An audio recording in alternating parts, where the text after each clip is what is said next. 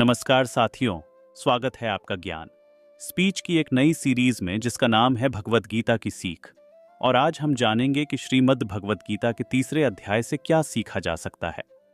इस वीडियो में बात करेंगे तीसरे अध्याय की बहुत ही सरल भाषा और आसान से शब्दों में। प्रथम अध्याय में हमने देखा कि धनुर्धर अर्जुन युद्ध भूमि में हर तरफ अपने रिश्तेदारों को देखकर युद्ध करने से मना कर देते हैं और हताश होकर रथ में पीछे जाकर बैठ जाते हैं। वहीं दूसरे अध्याय में भगवान श्री कृष्ण अर्जुन को समझाते हैं, क्या आपका धर्म ही आपसे कहता है कि आप युद्ध क्षेत्र में उतरकर युद्ध करो।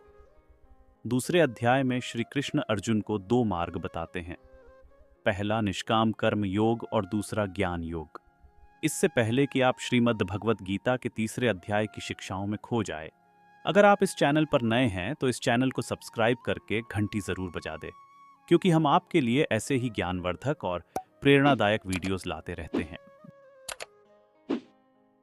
साथियों, श्रीमद् भगवत गीता के तीसरे अध्याय से हम जानेंगे कि ऐसी कौन सी दो चीजें हैं जो आपको इस दुनिया में कुछ भी हासिल करके दे सकती है।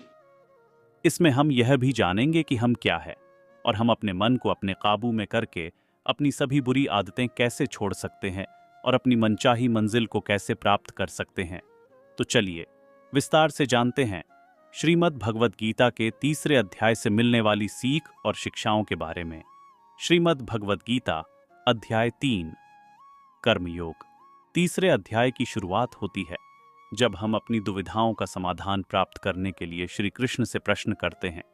अर्जुन कहते हैं जनार्दन, यदि आप बुद्धि को कर्म से श्रेष्ठ मानते हैं तब फिर आप मुझे इस भीषण युद्ध में भाग लेने के लिए क्यों कहते हो। आपके अनेक अर्थ वाले उपदेशों से मेरी बुद्धि भ्रमित हो गई है। आपकी बातें सुनकर ऐसा लग रहा है कि जैसे ज्ञान कर्म से ज्यादा सही है, लेकिन आप तो मुझे युद्ध करने के लिए बोल रहे हो। तो आप ही बताइए कि मेन ज्ञान का रास्ता अपनाकर सन्यासी बनूं या कम का रास्ता अपनाकर युद्ध लड़े। कृपया मुझे निश्चित रूप से कोई एक मार्ग बताएं जो मेरे लिए सर्वाधिक लाभदायक हो। यह सुनकर भगवान श्री कृष्ण अर्जुन से कहते हैं कि इस संसार में मैंने खुद ही तुम्हें दो तरह के योग बताए हैं। योग का मतलब है ऐसा मार्ग जिससे हम अपना जीवन सफल बनाते हैं। उनमें से एक है ज्ञान योग और दूसरा है कर्म योग। और दोनों ही रास्तों की अगर मैं बात करूंगी तो कर्म तो करना ही पड़ेगा, कम अनिवार्य है। श्री कृष्ण कहते हैं, न्य कर्मणाम नारंभान नैष्कर्म्यम पुरुषोष्णुते न च सन्न्यसनादेव सिद्धिम समधिगच्छति। अर्थात ना तो कोई केवल कर्म से विमुख रहकर कर्म फल से मुक्ति पा सकता है और न केवल शारीरिक संन्यास लेकर ज्ञान में सिद्धा अवस्था प्राप्त कर सकता है। भगवान श्री कृष्ण कहते हैं कि अब तुझे ज्ञान योग अच्छा लगे या योग, दोनों ही माध्यमों में कर्म तो करना ही पड़ेगा। कुछ लोगों को लगता है कि हम तो कर्म ही नहीं कर रहे हैं, हम तो निष्कर्ष भी हो गए हैं। कुछ लोगों को लगता है कि हम तो ज्ञान योग के रास्ते पर चलते हैं, हमें तो सब मालूम है। तो चाहे ज्ञान योग हो या निष्काम कर्म योग, भगवान श्री कृष्ण स्पष्ट करते हैं ताकि कोई भी संदेह या भ्रांति ना रह जाए कि ज्ञान मार्ग में भी आपको कर्म करना है और निष्काम कर्म मार्ग में भी आपको कर्म करना है। भगवान श्री कृष्ण कहते हैं कि अगर कोई ऐसा कहता है कि वह तो अहम ब्रह्मास्मि हो चुका है, बिना कर्म करे ही, तो वह सिर्फ और सिर्फ दंभी है, अहंकारी है, वह झूठ बोल रहा है। भगवान कहते हैं कोई भी मनुष्य एक क्षण के लिए भी और अकर्मा नहीं रह सकता। वास्तव में सभी प्राणी प्रकृति द्वारा उत्पन्न गुणों के अनुसार कर्म करने के लिए विवश होते हैं। अतः हे अर्जुन, तुम एक मनुष्य हो, तुम चाहकर भी अपने शरीर के कर्मों को पूरी तरह से नहीं छोड़ सकते। उदाहरण के लिए तुम्हें हर पल सांस तो लेनी ही पड़ेगी, अगर पेट है तो खाना तो पड़ेगा ही, और अगर तुम इन सब को किसी भी शक्ति से रोकना भी चाहोगे तो क्या निश्चित है कि तुम अपनी इच्छाओं के बारे में नहीं सोचोगे। कहने का मतलब है तुमसे जाने अनजाने में कर्म तो हो ही जाएगा, क्योंकि तुम मनुष्य हो और तुम तो वैसे भी क्षत्रिय हो, तो तुम अपने धर्म से भी बंधे हुए हो। इसीलिए तुम्हारे लिए सन्यास के रास्ते की जगह कर्म का रास्ता ज्यादा उचित है। मतलब ज्ञान योग की जगह कर्म योग ज्यादा सही है। इसलिए तुम यह सोचकर कि यह काम तुम नहीं कर रहे हो, बल्कि प्रकृति के अधीन होकर तुम्हारा शरीर कर रहा है, फल की इच्छा की बिना अपना कर्म योग करो। क्योंकि अगर तुम अपने आप को खुद के कर्म का कर्ता यानी करने वाला नहीं मानोगे तो मैं तुम्हारा कर्ता बनूंगा, और जब मैं तुम्हारा कर्ता बनूंगा तो तुम्हें बिना मांगे ही वह सब सुख सुविधाएं और राज्य दे दूंगा जिसकी तुम्हें जरूरत होगी। बिना मेहनत किए ही सुख सुविधाओं और राज्य का उपभोग किया तो तुम एक चोर कहलाओगे, और तुम कभी परमात्मा यानी मुझसे नहीं मिल पाएंगे। जिस तरह से महान लोग खाने के लिए नहीं बल्कि जीने के लिए ही खाते हैं, उसी तरह से तुम भी परिणाम के लिए नहीं बल्कि कल्याण के लिए युद्ध करो। हे अर्जुन, तुम मनुष्यों में सबसे महान हो, इसलिए जैसा तुम करोगे ठीक वैसा ही तुम्हारी संतान या आने वाली दुनिया करेंगी। अर्जुन, अब तुम मुझको ही देख लो। मैं तो भगवान, मुझे भला किसी काम को करने की जरूरत क्या है, परंतु मैं इसलिए अपना कर्म करता हूं क्योंकि मनुष्य की आत्मा मेरा ही छोटा सा अंश है, और जैसा मैं करूंगा वैसा ही फिर मनुष्य करेगा, अन्यथा पूरी सृष्टि ही नष्ट हो जाएगी।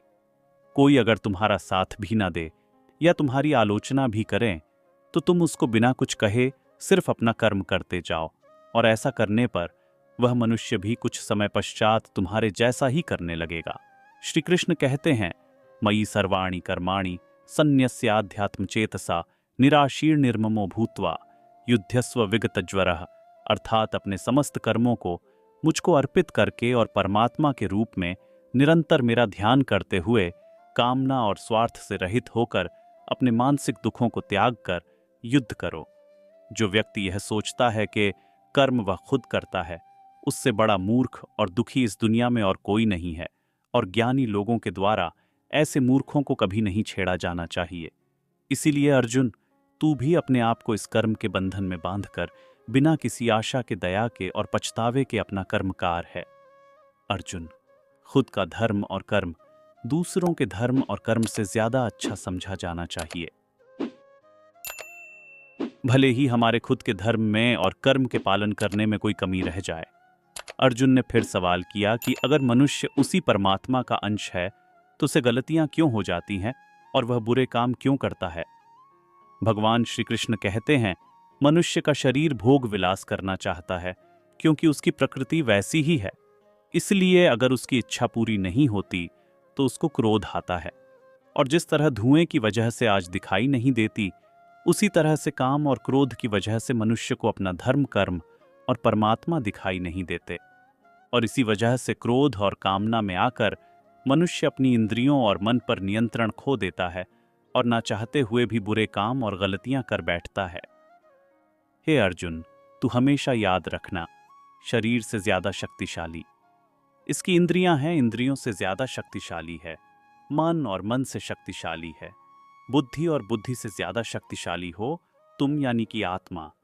इसलिए अर्जुन, तुम अपनी आत्मा से अपनी बुद्धि को वश में कर, बुद्धि मन को वश में करेगा, मन इंद्रियों को वश में करेगा, और इंद्रियां शरीर को यानी तुम्हारे कर्म को।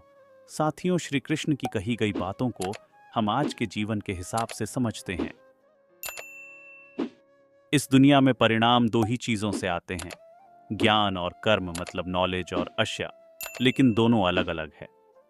आज की दुनिया में हम दोनों चीजों को आपस में जोड़ करके देखेंगे। हमारे लिए ज्ञान भी उतना ही जरूरी है जितना कर्म।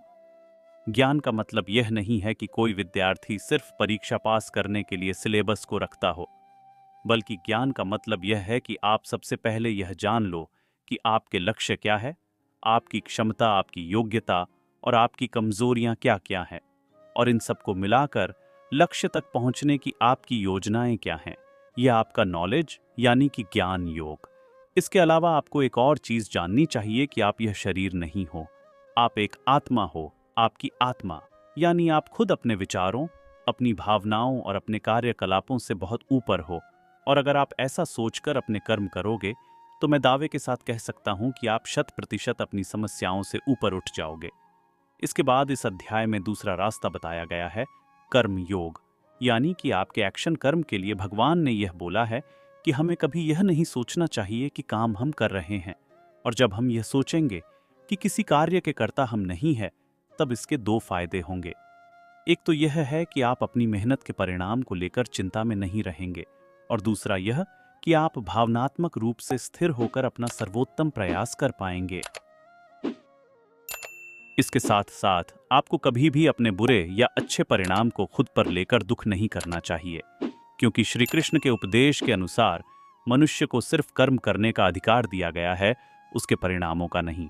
इसके अलावा आप अपनी किसी भी बुरी आदत से कैसे छुटकारा पाएं, इसको बहुत ही आसान शब्दों में बताया गया है कि आप अपने आप को उस परमात्मा का ही छोटा सा रूप यानी कि सिर्फ एक आत्मा समझें और आत्मा के ध्यान से अपने मस्तिष्क यानी विचारों को और विचारों से अपने मन को काबू में करें। और इसके बाद आपका मन अपने आप आपके सभी फिजिकल साइंस यानी कि इंद्रियों को काबू में कर लेगा। और जब आपकी इंद्रियां काबू में हो जाएंगी तब बुरी आदत छोड़ना तो क्या किसी भी कार्य में कुछ भी मुश्किल नहीं होगी। साथियों, उम्मीद है आपको श्रीमद् भगवद गीता के 3 अध्याय की यह सरल व्याख्या जरूर पसंद आई होगी और आपको इससे बहुत कुछ सीखने को मिला होगा। वीडियो को लाइक करके कमेंट में जय श्री राधे कृष्णा लिखना ना भूलें। अगर इस वीडियो में मुझसे कोई भी त्रुटि रह गई हो तो मैं क्षमा प्रार्थी हूँ। मिलते हैं जल्द ही श्रीमद् भगवद गीता के 4 अध्याय की आसान और सरल व्याख्या के साथ। जय श्री राधे कृष्ण।